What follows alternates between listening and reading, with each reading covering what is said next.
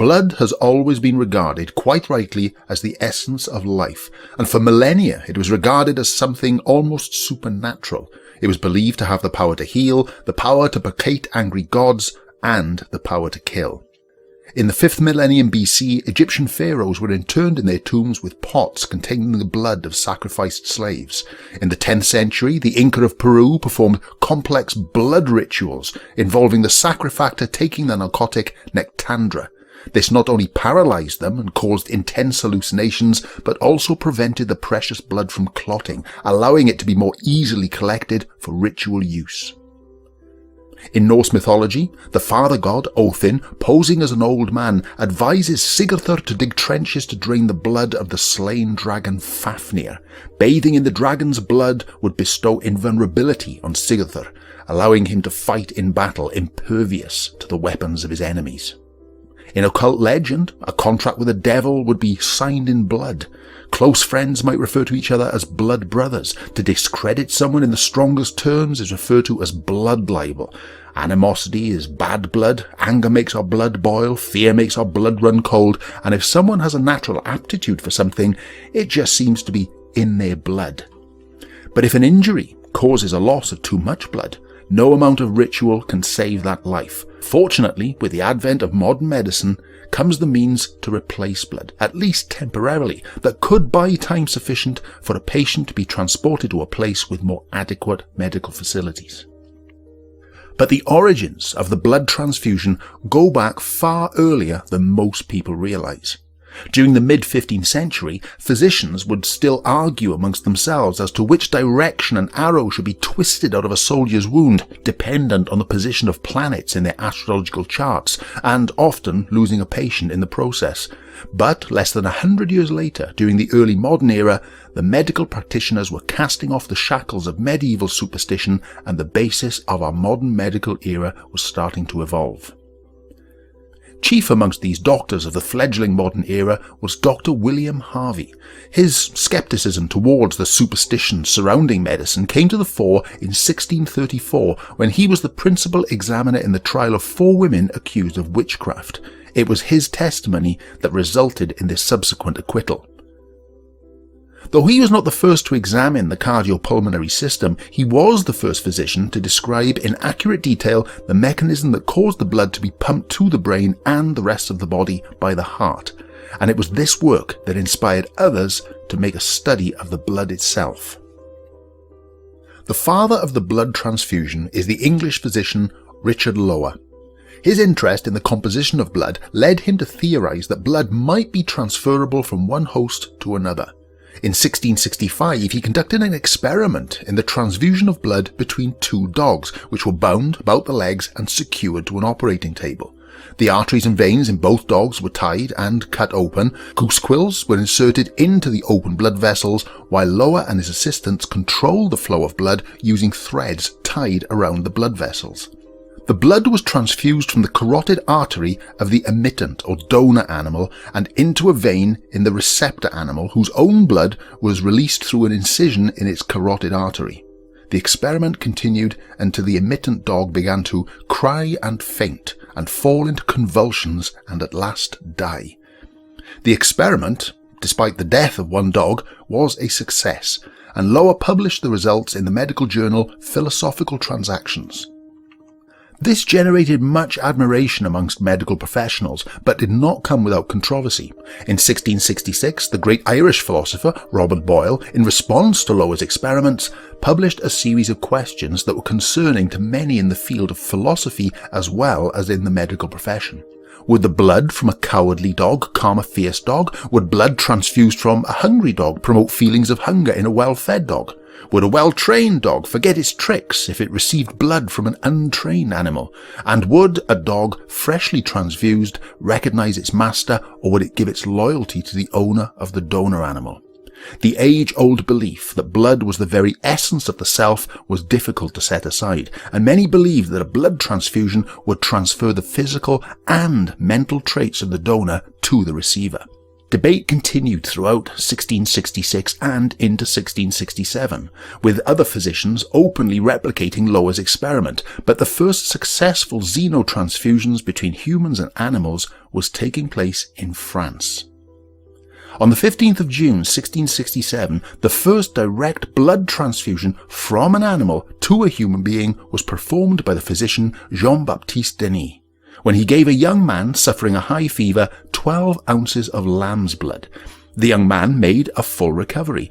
Dr. Denis performed another transfusion that also appeared to be successful, but his third and fourth patients fared badly. The third died shortly after having the procedure, with the fourth dying during the transfusion. The fourth patient's wife accused Denis of murder, but in court he was found innocent of any crime, though the French court did rule to ban blood transfusions from that date. In England, physicians did not wish to fall behind the work of the French physicians, so moved to continue their experiments, but the deaths of patients caused concern. Discussions were held on the possibility of human-to-human transfusions, but this was a controversial subject since the donor animal always died, so it was decided that if a transfusion was to take place with a human as the receiver of the blood, the donor would still have to be an animal, but the choice of a human recipient upon whom to experiment was more difficult. The Royal Society needed a patient who was unwell in some way, yet willing to accept the transfusion. This would allow them to make the argument that a transfusion of blood could potentially improve the patient's health. They also thought that it would be important that the patient would be an educated man, so he might better accurately report upon the effects experienced within their own body. They eventually chose one Arthur Koga.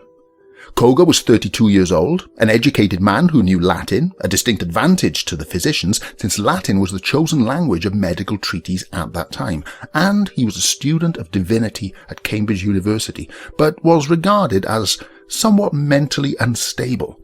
Samuel Pepys, the great English diarist, met and examined Koga, commenting that his brain was sometimes a little too warm. Lower thought Koga to be the subject of a harmless form of insanity, a condition, the physicians argued, that might be cooled by a blood transfusion. But most importantly, Koga had volunteered to receive the operation. In late 1667, the Royal Society decided to go ahead with the experiment. They paid Arthur Koga 1 guinea, about £240 in today's money, an amount that the diarist, Samuel Pepys, who was also a member of the Royal Society, thought to be a little too small, considering the unknowns inherent in the outcome of the experiment. On the 27th of November 1667, and in the presence of several eminent physicians, Dr. Lower and Dr. Edmund King conducted the transfusion at Arundel House, and by the use of silver pipes and goose quills, transferred 9 ounces of lamb's blood into the body of Arthur Koga.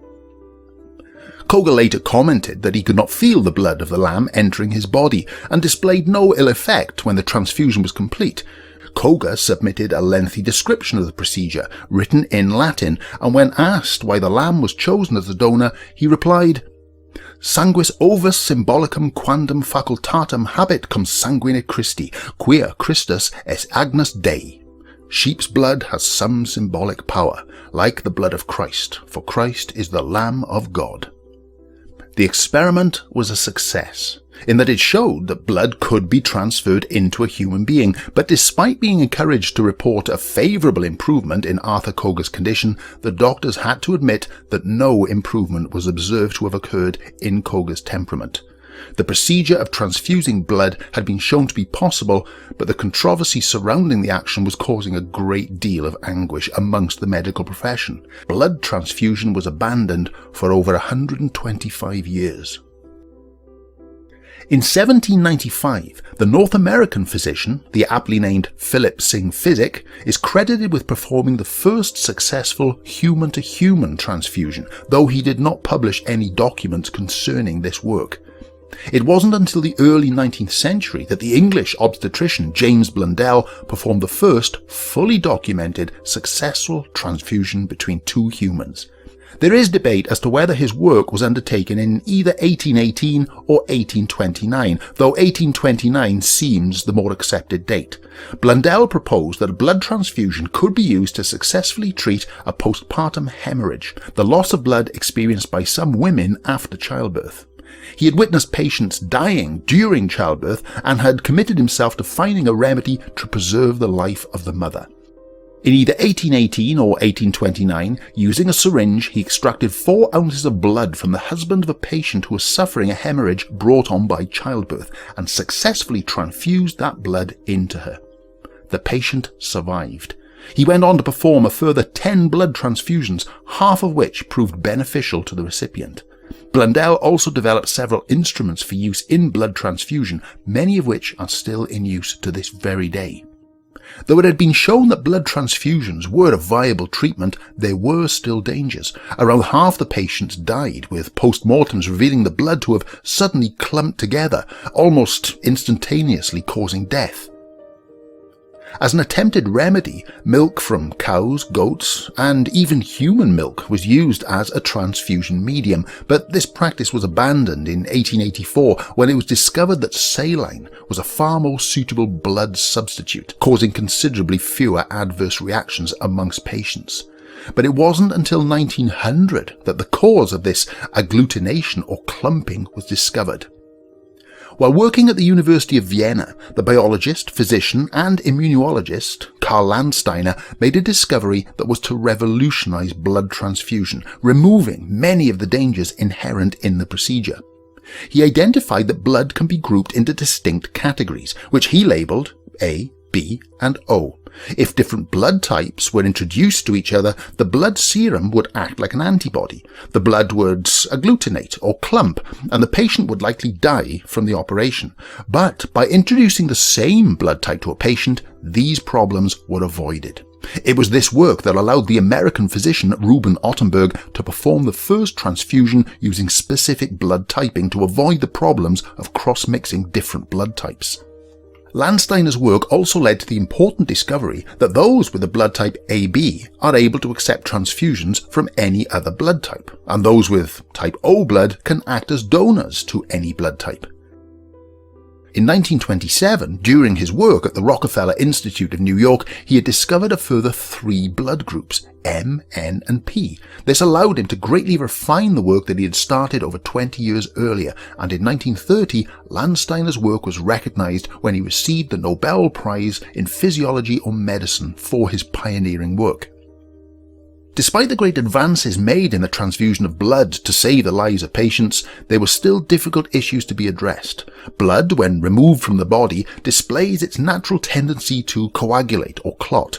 This action will naturally happen in just a few minutes, allowing cuts and abrasions to scab over, but for the physician, the clotting of blood presented a major problem, preventing blood from being stored for even the shortest length of time. In 1913, A.R. Kimpton and J.H. Brown of Boston collected donor blood into a glass cylinder that had first been coated with a film of paraffin.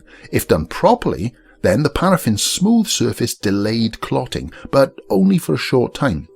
This problem was solved in 1914. It was discovered that sodium citrate inhibited the part that calcium plays in the clotting cascade, the means by which blood will naturally start to clot. By preventing this action, the blood could be stored for several hours, or, if refrigerated, up to a week, and shortly after, at the Rockefeller Institute in New York, Peyton Rose and J.R. Turner Jr. found that adding dextrose, a form of sugar, to the citrate extended the storage time by up to 4 weeks. These discoveries were to prove invaluable during the First World War, as the donor did not need to be present for the procedure.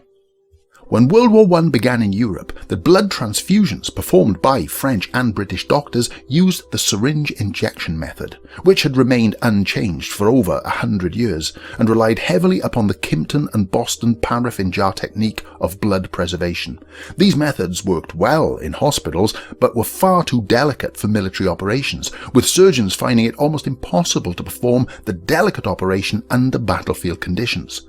It was also extremely difficult to arrange sufficient donors and surgeons when multiple patients were in desperate need of transfusions simultaneously. When the United States entered into the First World War in 1917, they brought more physicians who were vastly more familiar with transfusions and who employed far more advanced techniques than either the French or British were familiar with. Among them were Roger Lee and Oswald Hope Robertson. After arriving in France, Robertson was sent to the British 3rd Army Casualty Clearing Station to consult with them on transfusion. Robertson's methods were so successful that by the end of the war he was teaching a school for blood transfusion, training teams from other medical units. Citrated blood became the method of choice for most Allied medical forces, although paraffin tube and syringe methods were still being used. Allied medical forces were issued standardized transfusion kits to carry into the field, allowing blood to be given even before transferring the injured to field medical stations.